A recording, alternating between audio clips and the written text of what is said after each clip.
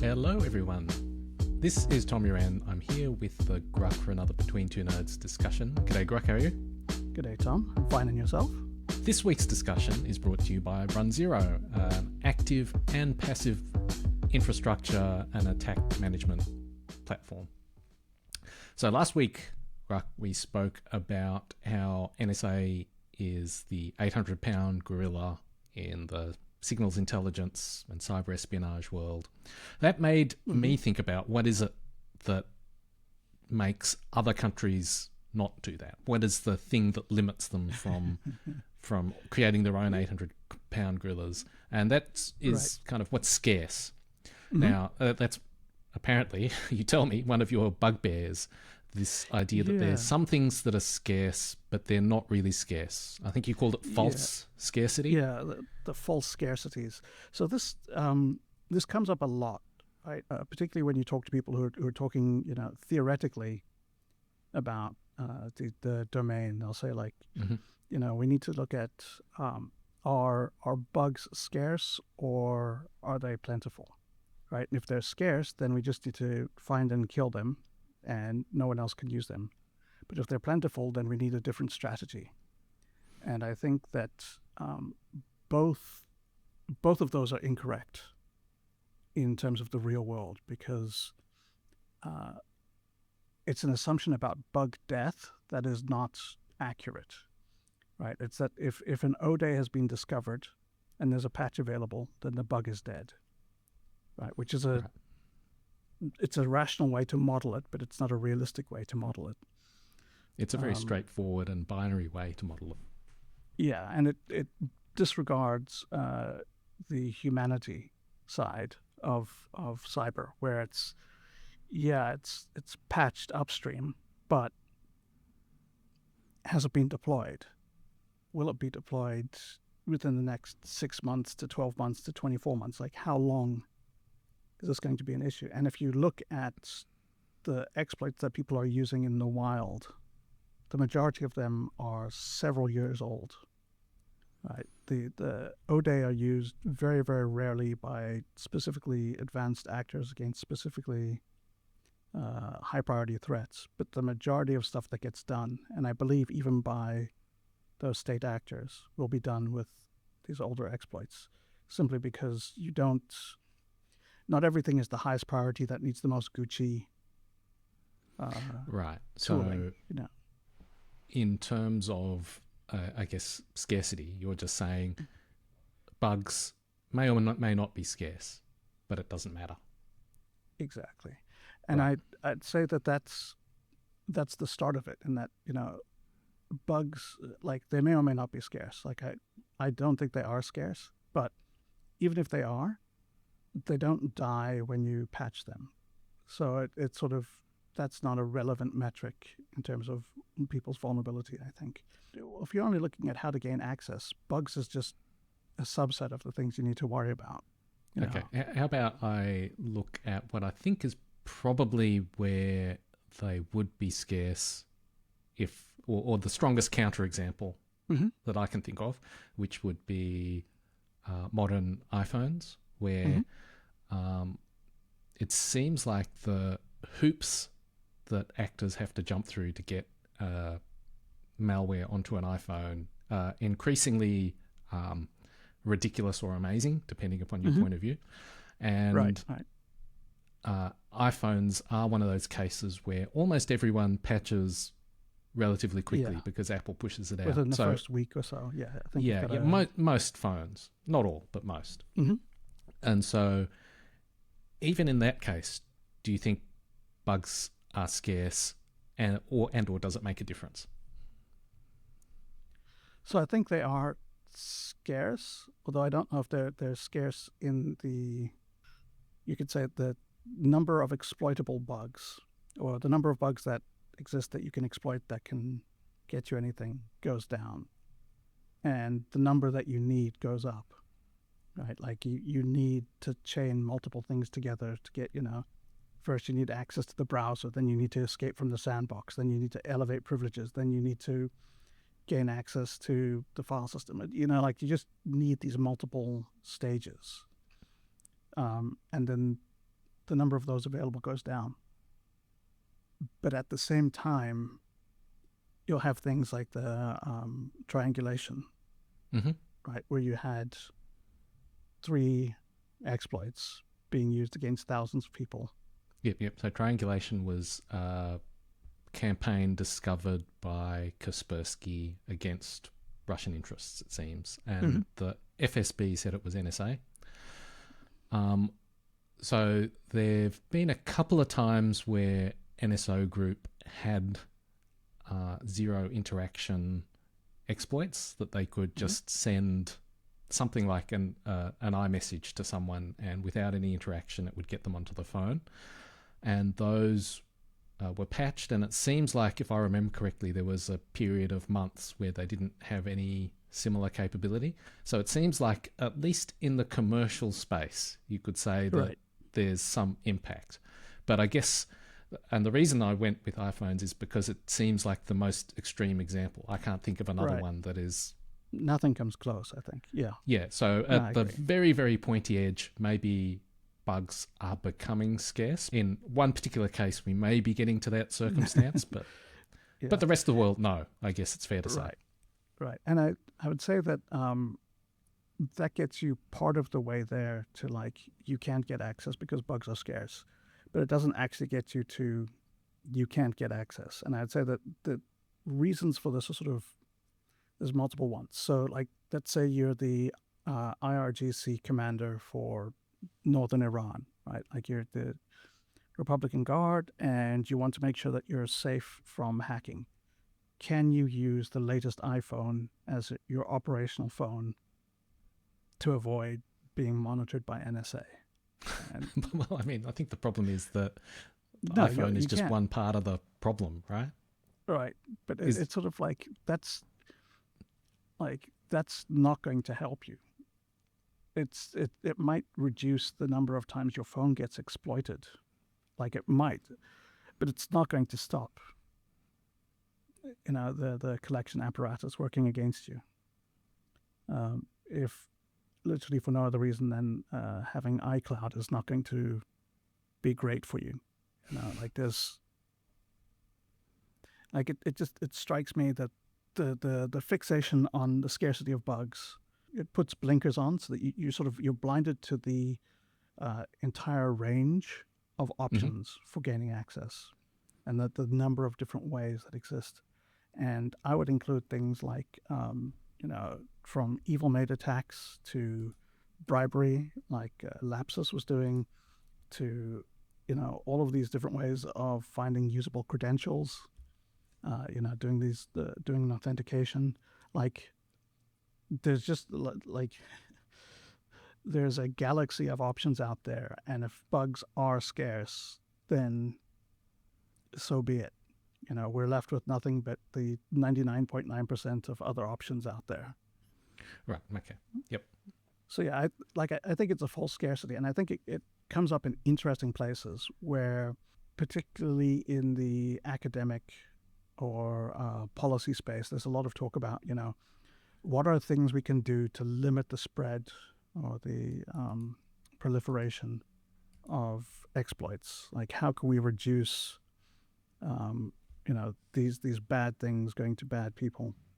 And that's, I think it's based again on the idea of scarcity, and part of that is based on the idea that these are complicated things, therefore you need a huge investment to get to them. And I mean, that's not wrong, but I think it's not wrong in the same sense of the apocryphal story during World War II, where one Nazi scientist says to another, you know, like, could the enemy break Enigma? And the other guy says, yeah, but it would take a building, like, it would take a machine the size of a building to do it. Right. Yeah. It's like, yeah, so they made one. I mean, like, that's what they did. Yeah. You know, like, it was worth doing that. So they invented a computer that took up an entire building, and it worked. You know, like, so I think it's based on a sort of false assumption. Like, it's not a realistic way of modeling the world to say that, you know, there is scarcity in bugs. Therefore, if we can limit the number of people who share bugs with other people, that will reduce the number of exploits in the world and make everyone exponentially safer. just because we've somehow shut down the supply, and that is very broken thinking. That's my belief. That's not true. Yeah. So I guess another way of thinking about or saying that is that bugs are just not the thing that limits the hacking that people do. Right. So from a biological perspective, there's this concept of, in a chain of reactions, there's a step that limits, a rate limiting step. Right. And so bugs just aren't the rate limiting thing. Another way of saying it is that bugs are not the thing that limits your total addressable market, for people who are marketers out there. So there's many different fields where you've got pipelines of things, and so there's many different ways to express the same complex, the same concept, but it's just that bugs are not the thing that's limiting. Right. One of the theories of the strategic air war during World War II was the idea that ball bearings were sort of the critical factor, that if you could take out the ball bearing factory, then it would grind all the other factories to a halt, because they wouldn't be able to produce all the things that relied on ball bearings. And there were multiple flaws with it. One of them is that they couldn't hit the ball bearing factories. Like the way that they measured accuracy was how many bombs fell within a 1 mile radius of the target. Right. Okay. Yeah, that's quite a distance. Isn't it? That's, if a bomb's got like a effective range of 100 meters, it blows up and it'll do damage within 100 meters, and if whatever falls within a mile, that's not going to do you very much good. But the other thing is that ball bearings are actually not that thing. Like, if you are not an engineer who produces stuff, you would say ball bearings are like this critical component, and if you don't have them, the thing stops working. And everything has them, so they seem to be this linchpin. But the thing is, there are multiple ways of solving problems and ball bearings are one of them, right? So you'll have all these different things, and ball bearings are one way of solving them. The other thing is that ball bearings are ridiculously easy to make. Like, if you're producing a tank engine, the small round ball is the simplest part of that precision machine. Right. Like, that's the one you can kind of work around or bodge together somewhere. So they picked the thing that appeared to be it gives the illusion of being a critical component, which it is, but it's also easily replaceable, and it's easy to substitute, and it's easy to replace. And they also couldn't even target it properly. So I would say that analogy is bugs. It's that you can't actually get rid of them. Even if you do get rid of them, they're not the only option out there. And then they're also fairly easy to replicate. If you somehow could get rid of this one source, they can be spun up somewhere else. Okay, let's move on from bugs then. So what about people? Because it seems like people are much harder to make. They take a lot longer to train compared to ball bearings. I'm willing to do my part. Let me say that. And people all the time talk about a skills shortage in cyber. And so I guess, one perspective is, from the point of view of a country, is there enough talent in my country to create a cyber agency? There's the sort of industry perspective. You hear companies complain all the time, or industry bodies complain all the time. There's a shortage of cybersecurity talent. Is it a truism at this point? It seems like received wisdom, perhaps, is the better word. So now you're going to burst my bubble and say that we're overflowing with talent? No, I think that's true. I think that there's only so many brilliant people in the world, and only brilliant people can do cyber. Just based on a random sampling of people on this podcast. That's right, yeah. Yeah. No, I mean, honestly, I think it's ridiculous. It's like saying that, there's not enough taxi drivers in the world. Right. And it's like, well, yeah, if you're looking at, freshmen in high school, they don't know how to drive a car and they don't know where things are. So yeah, you can't hire them to be taxi drivers. They need to be trained. But That's a really bad analogy. I mean, there is No, something interesting in that analogy in the market in many places for taxi drivers was actually limited by something else. right, right, And it was the ability to get a license right. There's to, or the taxi the medallion, as it was yeah. So called. Yeah, yeah. in New York, it was a taxi medallion, but I think the You're right, market was artificially limited, and then Uber right, came along, and all of a sudden, you've now got lots and lots of different options that weren't right. air quotes taxis per se, but But they they provided performed the exactly the same. same function. Right. Yes. No, I think that that's fair, and I think that it's in a way it was that to get the medallion, you had to have this huge upfront investment of like $100,000 or whatever it was, right? And there are not very many people that did that Well, because there was it's a a limited form number of of them and they were expensive to get. So, yeah. Well, it was a form of cartel, right? right, And so the from a skills perspective, it seems like the cartel is employers who just don't want to pay more for people. It's like right. Well, I think there's part of it in a way is also the certificates that everyone has now, which is very much of the in the medallion right, style in thing, groups and and out it's groups.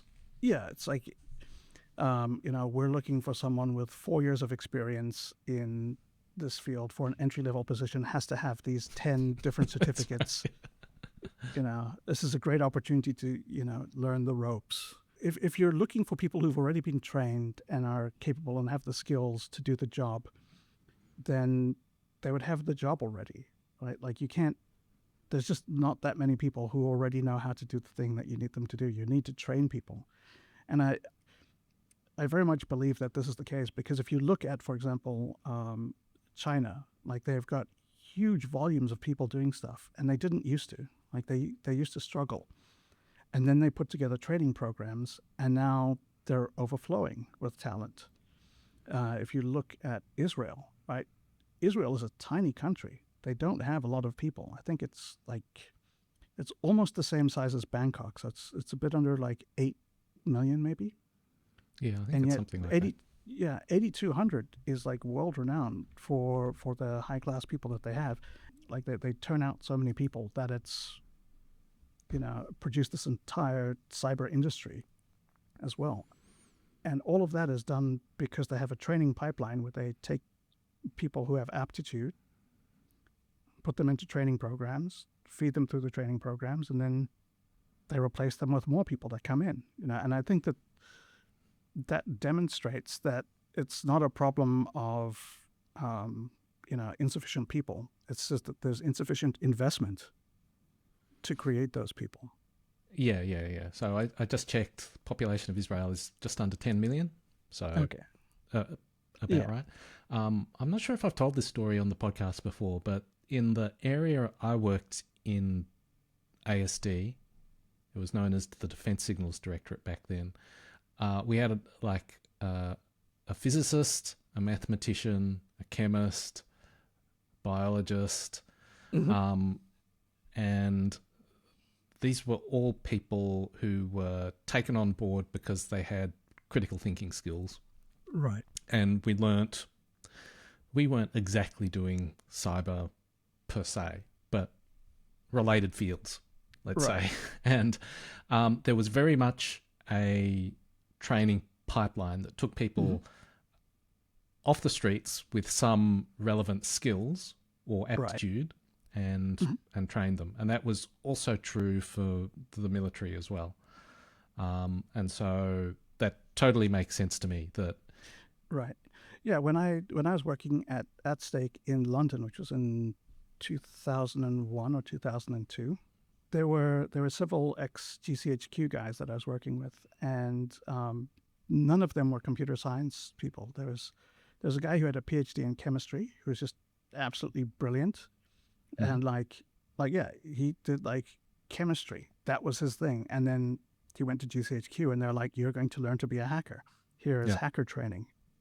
And then he did that for a while, and he left, and he was like, "Now I'm a hacker," and he was really, really good at it. And the thing that made him good at it was the same thing that made him good at doing chemistry. It was just like he was a smart person who could think well. And solve it's problems. right. And I think it's similar for NSAs. They recruit people who have the skill set, or like the mental skill set, I guess. Like they have the ability to become good at this, and then they just teach them to be good at that. Right. So, like Charlie Miller was a math PhD. He didn't do computer stuff. They hired him and taught him to be a hacker. Right. Like he didn't show up with those skills, but he left with them. And I think that that's, the army in the US does the same thing, right? Like they put people into cybercom who start out not as, cyber operators. They're not cyber operators to begin with. They're people who have an aptitude, who pass an aptitude test for being able to do cyber stuff. And then they get put into these training pipelines, and you end up with very, very capable, competent operators at the end. Like there's... So from a industry perspective, then it's just there appears to be a scarcity because no one wants to put in the effort to find and train people, or they don't want to put in the effort to actually pay people enough to make it worthwhile. Yeah, so I was going to say, because I think, the pushback you would get from that is like, yeah, but if we train them, they're just going to leave for somewhere that pays better. What could we do about that? Us. If only there was some solution. That's right. So are there other false scarcities that you see lying around? So I think these are the big ones, but then I think that people they try to apply scarcity to things that don't model like that. And I think so I've seen, for example, an argument that at the beginning of a war, where there's a cyber war component, at the beginning of the war, there'll be large stockpiles of malware, large stockpiles of bugs. And then as the war starts, you will expend these and you will run out. Right. So the thinking there is that you'll use them, they'll get discovered, and therefore they'll get reported to vendors, patched, and therefore lose their usefulness. Yeah, it's that thing where people will say, the problem with cyber is it's a use it and lose it capability. Mm-hmm.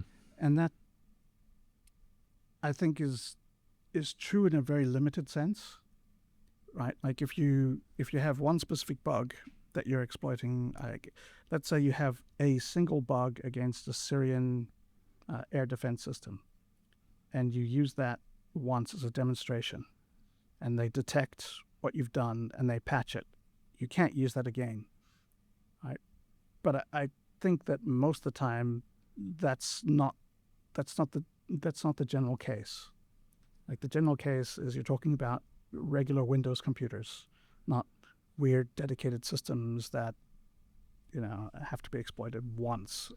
You're talking about like if I have a single capability that I use against this command network, then I've lost the ability to ever hack that command network again. And I think that that's a false assumption, and it's based on this. Again, this it's a rule of thumb for when you're doing an operation that every time you use an exploit, there's a chance that you will kill that exploit and you won't be able to use it again. But it's not a rule, right? Like it's not gravity. It's a rule of thumb. Like it's a good general way to think about things, but it's not the ground truth. Well, I mean, it's something to plan for. Like, and what I mean is that that's a risk you can mitigate. Maybe not entirely, but it's like you would operate in certain ways if you want to retain that capability to mitigate that risk, right? It's not like a binary thing where use it. You've got some agency, I guess, and some control over that. Exactly, and I'd say that there's also this: if you allow that thinking to dominate your operations, then you will never do anything. Right? It's a sort of like you have to respect the enemy but not fear them. Right? Because if you get frozen with not wanting to do anything because you're going to be detected, then you may as well not have that capability at all if you're just never going to use it. Like if you are seriously worried, then you have to be more cautious, but you still need to be aggressive or operational. Like, you still need to do stuff. One of the best examples of why this is false scarcity, why all of this, like there's no talent, there's no bugs, there's no whatever, is North Korea, right? Where as we've said multiple times, you've got this nation that is literally doesn't have internet, and by investing resources within a decade or two, they go from zero to hero, or I guess hero to 0 day. Right? They develop all of these internal capabilities by sort of sheer force of will, and I think that proves that if France says they can't do it and North Korea can do it, then I think France is just looking at it wrong. Like they don't care enough about it. Yeah. I actually wrote about the North Korean fraudulent IT worker, and I think it speaks to this discussion. I wrote about it this week in the newsletter, and what they've been doing is they've been getting IT jobs overseas as remote workers using false identities. And this, I think, speaks perfectly to the fact that you don't need bugs because you just need a job. All you need is people who believe that talent is scarce and you can defeat the scarce bugs. That's right. Yeah, so sometimes they just work to earn money for the regime. Sometimes it seems like they're starting to enable supply chain attacks, and you don't need bugs if you've got supply chain attacks. And then the third thing they do is they just use the access they have to enable hacks. So no bugs required, just some false IDs. Exactly. And I mean, I think that encapsulates the whole thing of like, yes, there are there's a scarcity of bugs, sure, whatever, but that doesn't mean that there's scarcity of access, right? Like, even if that is true, it doesn't mean that there's scarcity of access, because you have all of these ways, right? If you have $20,000 to give someone, you can get access to almost anything. Like, there's so many people who will take $20,000 in cash up front without thinking about the repercussions or whatever. Like that, Lapsus was doing it with like $2,000.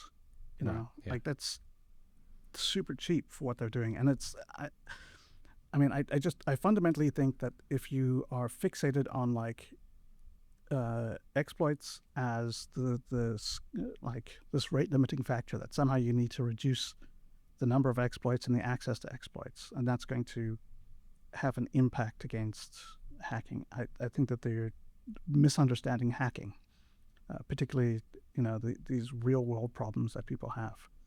Right. Okay. So we've dispelled a few myths about false scarcity. So in fact, we're brimming with cybersecurity talent. That's not actually what you said, but it's close enough.